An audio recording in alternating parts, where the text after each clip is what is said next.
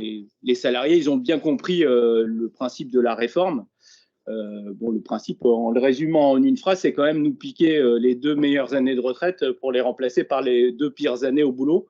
Je crois que ça résume à peu près ce qu'ils veulent faire. Mais bon, si on a proposé à Frédéric Bocara de venir pour nous parler de la réforme, c'est qu'on pense qu'on a besoin d'arguments pour convaincre plus largement et pour que cette mobilisation historique elle devienne encore plus qu'historique. Donc on avait proposé quelques points, hein, de revenir sur les mensonges du gouvernement. Je pense que maintenant il saute aux yeux avec l'histoire du 1200 €, de voir qu'il y avait d'autres personnes qui pouvaient participer au financement des retraites que les salariés à qui on demande toujours plus, mais aussi de voir que la question des retraites, en fait, elle lançait sur des questions globales. La répartition des richesses, pourquoi on travaille finalement, est-ce que c'est pour combler les besoins sociaux ou est-ce que c'est pour graisser la patte des actionnaires, alors comment on travaille aussi, bon, bref, plein de questions qui sont ouvertes aujourd'hui. Et finalement aussi un des points importants qu'on voulait discuter aujourd'hui, c'est la question de la mobilisation du 7 mars, c'est clair, et puis des jours qui vont suivre. Et comment on fait finalement pour que cette mobilisation historique elle devienne pas seulement historique, mais aussi victorieuse. Donc je laisse la parole à Frédéric qui a bien voulu venir. C'est pas ton CV, il était sur les affiches, mais bon, hautement qualifié. C'est pas la peine.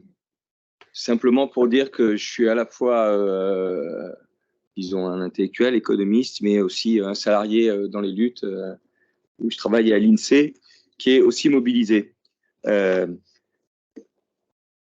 Alors voilà, moi je trouve que tu as bien résumé les choses, mais je veux essayer d'aborder quand même en un bon quart d'heure, disons un quart d'heure, 20 minutes, cette question. D'abord, commençons par le détail du projet du gouvernement sur les retraites. Donc on le sait, c'est d'abord le recul de l'âge de départ de 62 à 64 ans, donc plus 2 ans, pour tous et toutes. Indépendants, salariés du privé, fonctionnaires, mais aussi régimes spéciaux. Au rythme de 3 mois par an. Et donc, ça va toucher d'abord la génération née en 61 jusqu'à la génération née en 68, puis après, c'est toutes les générations. C'est-à-dire qu'on commence dès maintenant. Ça commencerait dès maintenant à toucher les gens.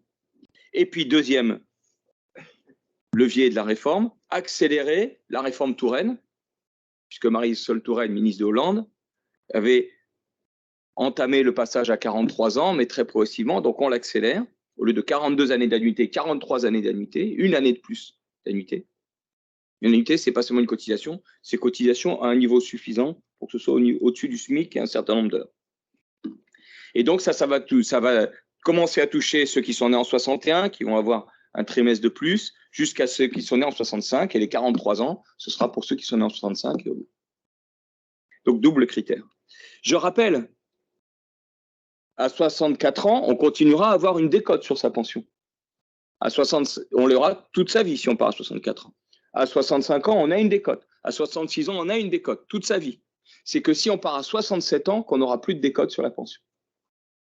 Je rappelle. C'est important, y compris pour les comparaisons internationales. On décale de 2 ans pour tous, comme je l'ai dit, y compris pour ceux qui obtenaient avant un départ anticipé. Il sera anticipé, mais 2 ans plus tard. Y compris pour les régimes spéciaux, puisque certains régimes spéciaux, alors, on supprime les régimes spéciaux qui restaient, mais la SNCF, on a supprimé le régime spécial. C'est les nouveaux entrants auxquels on applique le régime général.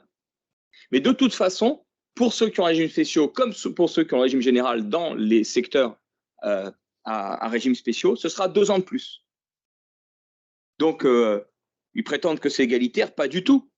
Parce que sur une situation inégalitaire, taper de la même façon sur tout le monde, c'est inégalitaire. Donc ça a déjà largement rassemblé la protestation. Je rappelle une chose, on dit 64 ans, l'espérance de vie en bonne santé en France, c'est 65 ans. Donc 1 an de plus seulement. 64,4 pour les hommes, 65,9 pour les femmes. 65 ans, l'espérance de vie en bonne santé. Donc on change le sens de la retraite. Au lieu d'être un nouveau moment de la vie où on est lié au travail, bien sûr, parce que c'est à partir du travail et de la participation qu'on a eue à la société, mais qui n'est plus le travail, où on a une activité libre tout en étant rémunéré, mais on n'est pas dans l'antichambre de la mort, comme disait Ambroise Croizat. On est en possibilité d'apporter à la société. 48% des présidents d'associations sont des retraités. Plus on décale l'âge de la retraite, moins il y a des chances qu'on ait dans sa retraite un projet d'animer une association. Parce que ça se prépare avant, puis ça prend du temps, etc. C'est-à-dire, cette idée du troisième âge, qui a été une création de civilisation, on la supprime. Et on rentre tout de suite dans le quatrième âge. J'ai cité Ambroise Croizat, peut-être certains le connaissent, d'autres ne le connaissent pas. C'était l'ancien syndicaliste, secrétaire de la CGT des métaux, de la métallurgie, dont d'ailleurs fait partie le secteur de l'automobile, qui a été ministre du Travail, qui a, sous son égide en tout cas, ont été créées la sécurité sociale, la retraite telle qu'on le connaît, par répartition. Il y avait des retraites pour les fonctionnaires, mais la retraite par répartition telle qu'on la connaît, et les comités d'entreprise. Ministre, communiste du Travail et responsable de la métallurgie CGT. Donc, vous voyez, ça tape dur à plusieurs niveaux. Deuxièmement, et là, on a commencé à voir les mensonges qui apparaissent, mais j'insiste, mensonge ou pas, on nous propose des chocolats pour envelopper le poison. Benoît Tess, qui est secrétaire général de la FSU, le syndicat, disons, des enseignants et d'un certain nombre de pans de la fonction publique, il dit « Tant que vous nous proposerez des choses pour faire passer la retraite à 64 ans, ce sera non. » Tout ça, c'est pour faire passer. Et j'insiste, hein, les chocolats avec du poison, eh ben, on est quand même empoisonné et on crève. Donc, ce n'est pas les chocolats qui vont faire passer le truc. Donc, il disait la retraite minimale sera 1 200 €. D'abord, ce n'est pas 1 200, parce qu'en net, c'est 1 050 à peu près que les gens toucheraient. Mais surtout, à nouveau, c'est carrière complète, 43 années de cotisation complète. Donc, ça veut dire que si les gens sont en apprentissage et qui touchent moins le SMIC, les années d'apprentissage ne comptent pas. Si c'est le moment de chômage ou de maternité, ça ne compte pas. Donc, en réalité, vous avez vu hein, sur les médias, ils sont venus à dire on ne sait pas combien. Et finalement, à l'Assemblée nationale, il dit 20 à 30 000 et tout le monde lui dit mais d'où tu sors ce chiffre? Le ministre du SOT. Donc, on voit bien. Il y a une autre mesure pour les femmes hein, qui est de tenir compte des années comment on appelle ça, de congé parental. On ne sait pas comment exactement. Ils disent eux-mêmes que ça touche que quelques milliers de femmes, je crois que 5 000 femmes par an. Ah, c'est très bien de faire cette mesure-là, mais enfin, on voit bien. Et d'ailleurs, parce qu'ils chiffrent en face, et en chiffrant, on voit. Donc, carrière longue et super longue, eux aussi, ce sera 2 ans de plus, même s'ils font quelques petits trucs en plus. Et alors, on n'en parle pas, mais ils prétendent faire quelque chose sur le financement, puisqu'ils augmentent un peu les cotisations sociales retraite des employeurs, mais ils baissent la cotisation accident du travail. Donc, chaque fois, c'est empoisonné. L'emploi des seniors, ça, on ne le dit pas assez. Ce n'est pas seulement l'index. En fait, d'abord, l'emploi des seniors, il y a un énorme problème. Vous voyez, il y a le feu dans la forêt. La première chose, ce serait acheter un thermomètre. Non, il y a le feu. Donc, c'est agir, c'est pas avoir un thermomètre. Ah bon, avec des sanctions. Non, pas des sanctions si elles n'ont pas des seniors. Des sanctions si elles ne font pas le thermomètre. Eh non. On a déplacé le débat. Et en plus, là, c'est le statisticien qui vous parle. L'emploi des seniors, on n'a pas une maille assez fine pour regarder. On ne regarde pas les 55-60 ans, on regarde les 55-64 ans. Donc forcément, si tu décales l'âge de la retraite de 62 à 64 ans, il y a un certain nombre de gens qui restent en poste et tout d'un coup, tu as l'apparence qu'il y a plus d'emplois des seniors. Mais c'est simplement parce que les restent même en poste, tu n'as pas créé des emplois. Pas du tout. Dernière chose sur le poison et les chocolats. Le poison qu'il me propose, la pénibilité. Alors, vous avez vu que le gouvernement avait déjà enlevé plusieurs critères de pénibilité, dont le fait de porter des charges lourdes ou d'être dans une atmosphère respirer des produits toxiques. Ça, ce n'est pas des critères de pénibilité, d'après eux. Bon, il renvoie aux branches, ça, on sait. Mais, je ne sais pas si vous avez remarqué, il ne parle plus de pénibilité, mais d'usure. Et en lisant les journaux patronaux, on comprend, parce qu'ils s'en félicitent. Parce que l'usure, c'est la personne, ce n'est pas le poste. La pénibilité, c'est le poste, donc il faut transformer le poste. L'usure, c'est la personne, donc elle est usée. OK, on va la mettre pas à la retraite, à la remise au chômage, et puis on va en prendre d'autres. Donc c'est toute une mentalité qui est révélée par ça. Alors, deuxième point, les raisons. Les raisons de cette réforme.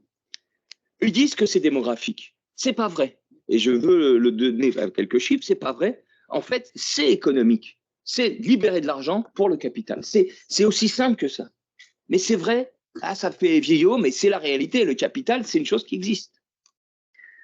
Alors, premièrement, ils nous disent, donc l'argument démographique, ils nous disent, notre population vieillit, nous vieillissons tous, on vit plus longtemps. Au lieu d'être une bonne nouvelle, ça va être une sanction. Bon. On vit plus longtemps, il y aura plus, et on est plus nombreux à vivre plus longtemps, donc il y aura plus de personnes de plus de 65 ans, et donc il faudra produire plus pour payer leur retraite.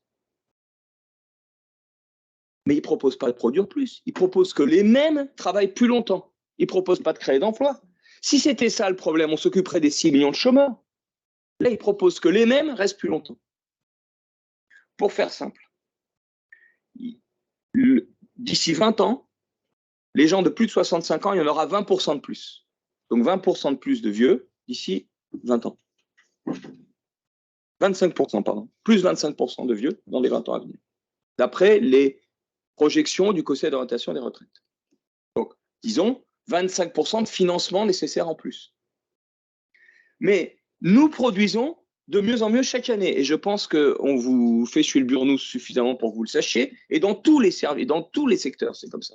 Et dans tous les secteurs, ils parlent de gain de productivité. Et donc, à l'arrivée, en réalité, même le corps prévoit qu'on produira 60% de richesse en plus. Donc, il y a besoin de 25% en plus pour les retraités, enfin pour les âgés, disons, et on produira 60% en plus. Donc, il y a de l'espace. Oui, mais cet espace, ils ne le veulent pas pour les retraités. Ils le veulent pour le capital. Pourquoi? Ben, il y a deux choses qui se sont passées sur le capital. Un, la hausse des taux d'intérêt. Donc, l'État, il faut qu'il paye très vite beaucoup plus. Donc, il est aux abois. Donc, il va baisser les salaires des fonctionnaires ou moins embauchés, encore moins qu'aujourd'hui, pour payer les taux d'intérêt, c'est-à-dire payer les marchés financiers. Et de l'autre, donc ça c'est première raison. Deuxième raison sur le capital, les entreprises privées. Pourquoi elles veulent plus? Leur capital, il a fait la culbute. Il vaut 60% de plus qu'avant la pandémie. Et moi, si je suis BlackRock, j'ai mis mon pognon dans une boîte, et qu'au lieu de on va faire 2 fois plus, au lieu de valoir 100, il vaut 200.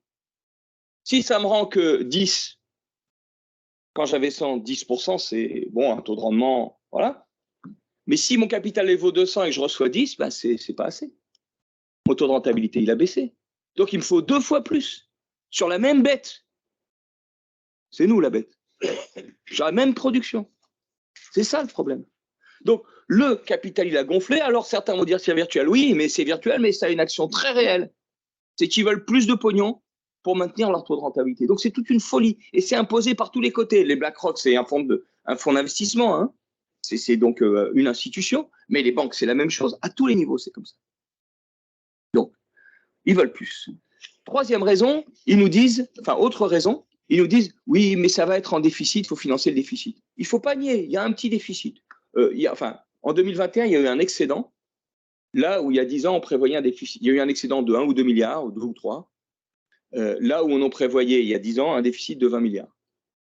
Ah, ils diront, ah oui, mais c'est parce qu'on a fait des super belles réformes. C'est pas vrai. Mais ils prévoient un petit déficit. Ce déficit, c'est 0,4% du PIB. Et puis alors, au lieu de le mettre avec le PIB d'aujourd'hui, ça ferait 10 milliards. C'est pas négligeable, mais c'est tout à fait gérable. Ils disent, avec le PIB de demain, ça fera 20 ou 30 milliards, tout de suite pour affoler tout le monde. Et puis ils cumulent toutes les années. Depuis quand on cumule toutes les années?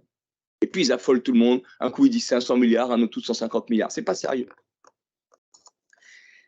Donc, il y a un enjeu sur le financement, mais qui n'est pas celui qu'ils disent. Alors, donc, vous voyez, donc la raison réelle, c'est le capital. Je pense qu'il faut conclure sur un point qu'il faut garder en tête, je l'ai dit au passage d'une phrase. Ils proposent de travailler, en réalité, derrière leur mot travailler plus, ils sous-entendent il faut que la société travaille plus et fournisse plus de travail. Ce n'est pas ce qu'ils proposent. Ils proposent que les mêmes travaillent plus longtemps. S'il s'agissait de produire plus et autrement et travailler plus et autrement, on s'occuperait des 6 millions de chômeurs, donc des entreprises et de leur comportement d'emploi. Et donc, de quelle richesse on crée, comment on travaille, comment on produit, exactement ce que tu as dit tout à l'heure. Alors, moi, je veux, et c'est mon dernier point, je veux insister, avant une petite conclusion pour qu'est-ce qu'on fait, je veux insister, je pense qu'une réforme est nécessaire. Une réforme est nécessaire, et d'ailleurs, toutes les organisations syndicales, dans l'apparence de concertation qu'il y a eu, ont fait des propositions de financement. Pourquoi une réforme est nécessaire? Parce qu'il y a un déficit de vie sociale. On a besoin de revenir à 60 ans. Tout le monde le dit. Le travail est devenu plus dur.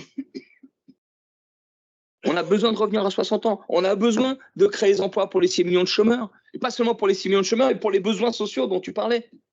Enfin, que ce soit pour se transporter autrement, que ce soit pour se soigner, que ce soit pour se loger. Il y a énormément besoin de créer d'emplois. Il y a plein de besoins sociaux. Donc il faut une réforme. Elle est nécessaire. Revenir aux 60 ans. Les pensions, qui sont bien trop basses, bien sûr, et qui ont été mangées par l'inflation. À ce propos, je pense que il y a un petit truc technique. On avait cru que les pensions étaient indexées sur l'inflation. Non, elles ne sont pas indexées sur l'inflation. Il est écrit, elles sont indexées sur soit l'inflation, soit les salaires, celui des deux qui augmente le moins vite. Les salaires. Pendant un temps, pendant un temps, c'était sur l'inflation. On dit, les salauds, ils ont indexé sur l'inflation. Maintenant, c'est les salaires. Et nous, il faut faire l'inverse. Donc, il faut indexer sur celui des deux qui augmente le plus vite. Salaire ou inflation. Et puis, en même temps, il y a une dernière. Je disais, il y a les 60 ans, les pensions, le chômage et les besoins sociaux, mais les études. Le monde a changé. Les gens font des études. Ils commencent à travailler tard, pas seulement à cause de la précarité, il y a ça et des problèmes du travail, du marché de l'emploi, mais on fait des études. Donc, on doit prendre en compte les années d'études dans la retraite. Je pense que ça, c'est important. Donc, voilà, l'objectif, ce serait une retraite nouvel âge de la vie, donc, et une retraite à 60 ans prenant en compte les études, augmentant les pensions et contribuant à l'égalité salariale femmes-hommes et à l'égalité pensionnale, je ne sais pas comment dire, des pensions femmes-hommes. Mais retraite, nouvel âge de la vie, ça voudrait dire aussi, là je ne vais pas en parler, mais beaucoup de services publics autour de la retraite. Il y a toutes les questions, les services publics du 3e et du 4e âge, là où tout le capital, il développe, je ne sais pas si vous connaissez ça, la silver economy. Silver, ça veut dire argent, l'économie des cheveux argentés. Donc l'économie, l'argent avec l'argent. Encore une fois, les retraités, c'est du pognon à gagner. Non. Donc il y a aussi des services publics pour les retraités et des choses dans les territoires. Mais je veux insister sur les financements nouveaux. Pourquoi j'insiste là-dessus? Parce que on est d'autant mieux contre une mauvaise réforme qu'on voit qu'on peut faire autrement. Sinon, on dit oui, il faut quelques chocolats, quelques garde-fous, elle est mauvaise, mais on ne peut pas faire autrement. Si on montre qu'on peut faire autrement, là, on commence à libérer les cerveaux et les esprits, je pense. Donc, qu'est-ce que c'est l'enjeu? L'enjeu, c'est l'emploi, la formation et toute la finance qui bouffe les entreprises. C'est ça. Et donc, deux leviers principaux de financement que je développe dans le livre ici, qui s'appelle Les retraites, un bras de fer avec le capital, qui est déjà sorti en 2020 au moment de la retraite par points, et beaucoup de choses continuent à être valides, surtout si on nous resserre la retraite à points derrière, puisque certains en parlent. Mais restons unitaires. Donc, la finance. Les revenus financiers des entreprises, les dividendes que touchent les entreprises, pas seulement celles qu'elles versent aux actionnaires, mais qu'elles touchent, l'INSEE l'évalue, c'est 380 milliards d'euros. C'est des sommes qu'on n'imagine pas. Je vais vous le traduire autrement. Taxer à 11% comme la taxation moyenne, la cotisation moyenne des retraites, en créant une nouvelle cotisation supplémentaire, ça rapporte tout de suite 42 milliards. 42 milliards, c'est un budget de l'éducation nationale. Taxer à 11%, ça apporte 42 milliards. Ce n'est pas un trésor, c'est quelque chose qu'elles utilisent, mais il faut que ça contribue au contraire. Et ils l'utilisent d'autant plus que ça contribue. Donc si on le taxe, ils vont l'utiliser moins. Donc deuxième levier, une surcotisation. Deuxième levier, pousser l'emploi. Une surcotisation pour les entreprises qui démolissent l'emploi ou qui font baisser même les dépenses de formation ou qui n'appliquent pas l'égalité salariale femmes-hommes. Plus exactement, on ferait même une surcotisation, donc un taux plus élevé pour les entreprises qui n'augmentent pas les dépenses salaires et formation comme la moyenne de leur branche. Pourquoi? D'abord parce qu'aujourd'hui, quand une entreprise elle supprime des emplois, alors qu'elle fait plonger le système, qu'elle met en difficulté la société, elle y gagne. Non, il faut qu'elle paye plus. Et deuxièmement, pour emmener les entreprises vers un chemin de progrès. Moi, je ne suis pas contre les entreprises. Je dis même que c'est les travailleurs qui les créent, les entreprises, qui les construisent. Je suis pour qu'elles soient contre le fait qu'elles soient aux mains du capital. Donc, il faut les emmener vers un chemin de progrès qui va développer l'emploi et la formation. C'est décisif, la formation aujourd'hui. Les dépenses de formation, elles ont baissé de 3,8% depuis 2018. Entre 2018 aujourd'hui, ouais, globalement. Les dépenses de formation des entreprises. Alors qu'il y a des besoins considérables.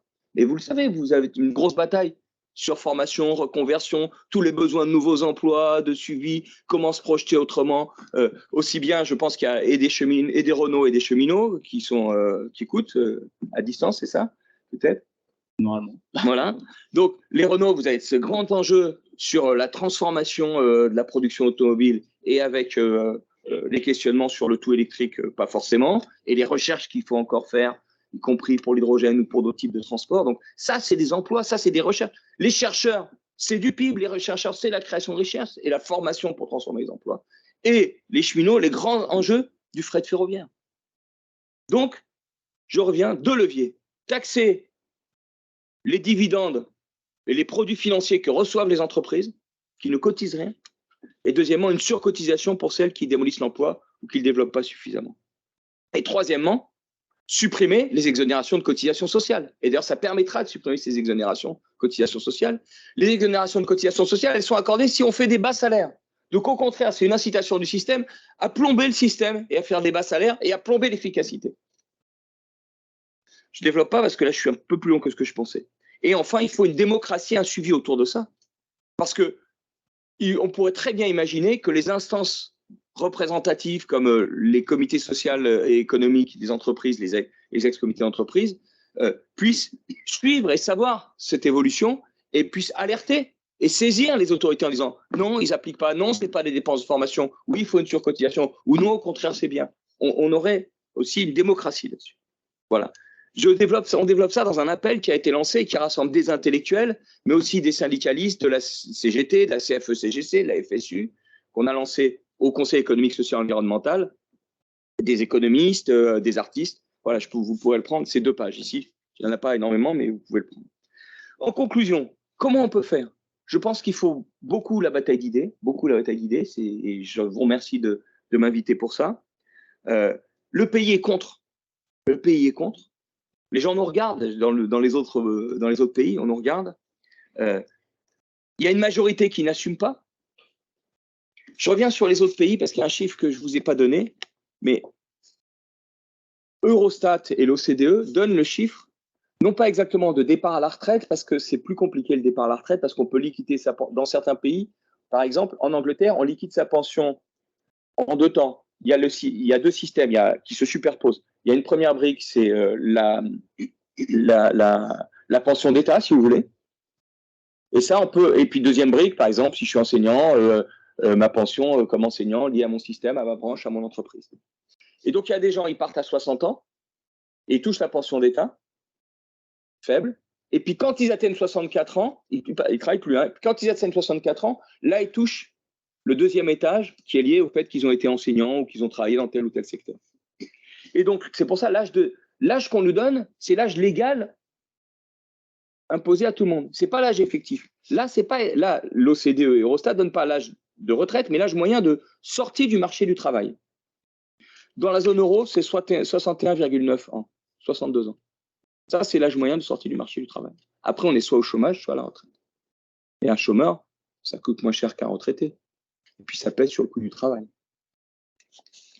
Zone euro, 61,9, Autriche, 60,7, Belgique, 60,1, Espagne, 60,4, Finlande, 63,6, Grèce, 58,1, Italie, 61,3, Pays-Bas, 62,8, Royaume-Uni, 63,2 et Allemagne, 63,2. Et nous, on devrait nous faire 64 ans. Donc ça, c'est important à savoir. Donc, il y a une majorité qui n'assume pas. Donc, le chemin, le 7 mars, il faut que la mobilisation, bien sûr, elle doit être énorme, la mobilisation. Mais il y a la question de l'arrêt du pays. Et l'arrêt du pays, elle monte, c'est bien. Maintenant, on dit 7 mars, arrêt du pays. C'est très important parce que ça montre aussi la force des travailleurs. Tous ceux qui travaillent, c'est pas qu'ils tiennent le pays à bout de bras, c'est que le pays vit par tous ceux qui travaillent. Même si la vie, c'est pas que le travail, c'est aussi le reste. On l'a vu pendant la pandémie, mais quand même. Et donc, ça montre à quel point le ressort des retraites, c'est les travailleurs. C'est les richesses qu'ils vont créer, c'est ça. Est-ce que certains secteurs vont continuer derrière? Moi, je pense que la question de continuer l'arrêt du pays, elle est importante derrière. Nous, à l'INSEE, on va poursuivre. On est dans l'idée d'une grève reconductible. Est-ce que ça sera possible partout ou pas? Je pense que l'extension d'une grève, elle est importante. Il y a des mouvements de lutte partout en Europe. On nous regarde. Et puis, il faut développer les idées sur ce qu'il faut faire. Alors, on nous dit le calendrier parlementaire. Moi, je crois qu'il ne faut pas s'enfermer dans le calendrier parlementaire. C'est important, le Parlement, bien évidemment. Mais vous vous rappelez du CPE, le contrat première embauche? Il a été voté par le Parlement. Et puis, les jeunes, ils sont rentrés dans la bataille un peu plus tard, puis aussi les beaux jours arrivaient. C'est comme ça. Et il a été alors qu'il a été voté, il a été jeté finalement après le vote, par la bataille. Et on peut utiliser des arguments juridiques pour certaines organisations syndicales qui semblent gênées en disant mais les décrets d'application ne sont pas votés, donc on peut toujours se battre contre tant que les décrets d'application ne sont pas votés, il faut continuer la bataille, etc. Mais il ne faut pas s'en remettre aux institutions. C'est la mobilisation qui fait que les institutions vont faire ou pas. Regardez, c'est la mobilisation qui a fait trembloter les députés LR. Et c'est dommage qu'il n'y ait pas eu le vote sur l'article 7, bien évidemment. Voilà. Dernière chose, et j'ai fini sur les mobilisations, je pense que en réalité, on peut voir cette bataille sur la retraite comme une convergence de toutes les luttes, parce que toutes les luttes qui développent la base emploi, l'emploi, les salaires, la formation, c'est des luttes qui développent le système de retraite. Moi, je disais, les cheminots, et c'est pas parce qu'ils sont là que je le dis, vous avez vu, quand ils ont fait la bataille des contrôleurs là, pendant les congés de Noël, ils ont obtenu des salaires et des embauches. Eh bien, ça consolide le système de retraite. Toutes les batailles pour la formation, pour l'embauche, pour les salaires consolident le système de retraite. Donc ça converge, mais ça veut dire aussi que ça va être une bataille de guérilla pour consolider le système. Ça veut dire aussi qu'il y a une grande revendication, et je finis là-dessus, de pré-recrutement dans la fonction publique, notamment dans l'hôpital, dans l'éducation et peut-être aussi dans le fret ferroviaire. C'est quoi des pré-recrutements? Et on pourrait élargir ça à d'autres domaines. On embauche un jeune à la sortie du bac et on lui dit, voilà, tu vas être formé pendant 3 ans, 4 ans à l'université pour être infirmier, pour être enseignant, mais tu toucheras un pré-salaire pendant cette formation. Donc, pré-salaire et contribuera en cotisant. Et on a un engagement d'emploi envers toi, et toi, tu as un engagement de travailler 8 ans pour le service public, par exemple. Et donc, on assure tout de suite une consolidation, on assure l'avenir, parce que demain, cette personne, elle va travailler, elle va fournir à la société, et elle va consolider aussi le système de retraite. Donc, on rentre dans une dynamique nouvelle. Et cette bataille, il y a besoin de 100 000 hospitaliers, il y a besoin de 50 000 enseignants, il y a besoin, je crois, 10 000 ou 5 000 emplois dans le fret ferroviaire. Donc, tout de suite, des batailles comme ça, est-ce qu'il faut les mettre en même temps que la bataille sur les retraites? Moi, je pense. Et de toute façon, elles feront partie de la bataille après. Merci.